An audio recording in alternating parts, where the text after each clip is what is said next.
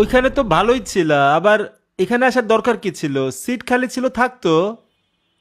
এ শখ কত? তুমি কি চাও যে তোমার পাশে অন্য কোনো মেয়ে বসুক?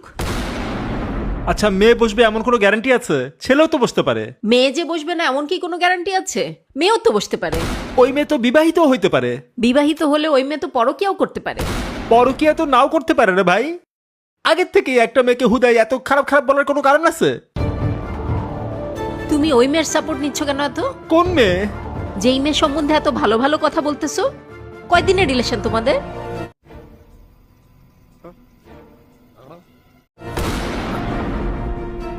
কয়দিন ধরে মানে?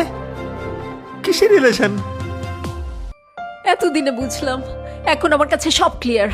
তুমি পরকীয়া করতেছো।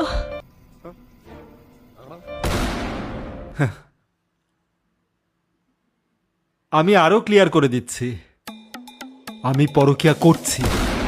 আমাদের রিলেশন বছর বছর ধরে চলছে। আর এই বাসে যতজন লোক দেখতে পাচ্ছ, সবাই আমাদের দুইজনের ভালোবাসার ফসল, আমাদের সন্তান। হ্যাঁ, তার মানে নিশ্চয়ই তোমার আরো বাচ্চা আছে। তুমি আমার কাছে লুকাচ্ছ।